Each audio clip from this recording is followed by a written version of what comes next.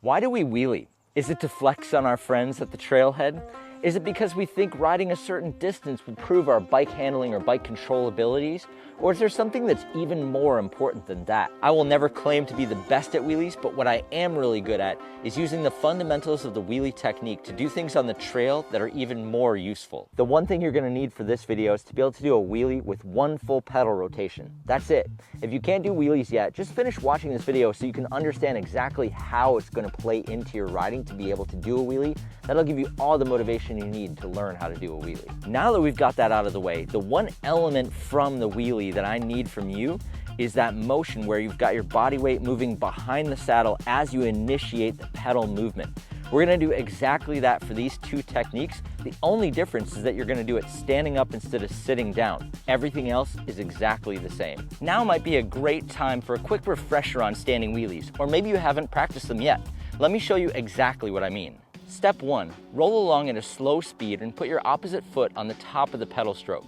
I'm usually in my 4th or 5th gear when I'm practicing this motion, the same one I use for normal wheelies. Step 2, you'll be standing up for this portion, and so as you start the pedaling motion with your opposite foot, quickly lean into the handlebars and then pull your weight quickly behind the seat as the other pedal comes around.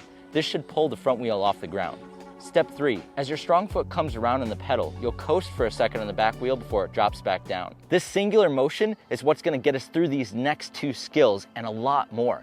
You've just learned the most effective way to unweight your bike, and that's a massive unlock for the rest of your riding. The first wheelie enhanced technique we're gonna talk about is how we pedal off of obstacles.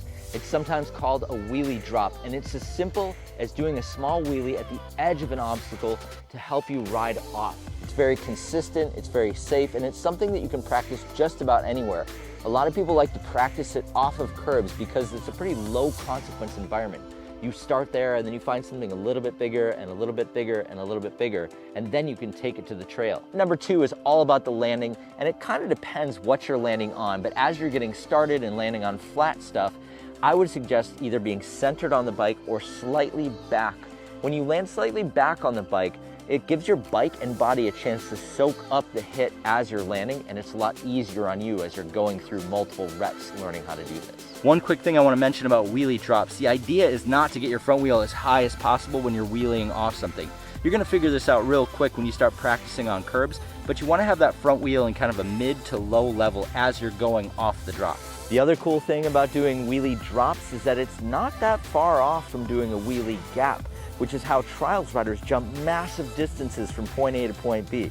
The other benefit of the wheelie is being able to ride your bike up obstacles that you'd normally have to get off your bike and walk over. The key thing to know is all about pedal timing. And what I like to think about is starting my pedal timing right at the same distance away as the height of the obstacle. Your speed can kind of make a difference on this one, but at least it's a good starting point for learning the technique. As you ride up to the obstacle, you'll have your opposite foot at the top of your pedal stroke. You'll use that to initiate the wheelie process, and as your strong foot gets to the top, your front wheel should be just over the top of the obstacle. At that point, you're gonna push all your body weight forward, and that's gonna give you the momentum to get up onto the obstacle. Pedal timing is something that takes a long time to get figured out. And a lot of people like to do this in low consequence environments, like the curb in front of your house, or little logs and rocks and stuff like that. That's the perfect way to get it started before you start working your way up onto bigger stuff. If you wanna spend some time really dialing in your pedal up technique, I made a video called Up and Over. I'm gonna put a link below in the description for you. It's gonna give you everything you need. It's a complete breakdown of everything you have to get the job done. Now the big question, are wheelies worth it? I would say absolutely yes, as long as you're stacking skills on top of it. If you're here to progress your riding and you wanna keep stacking skills, this video and this video right here are gonna do exactly that. Have fun.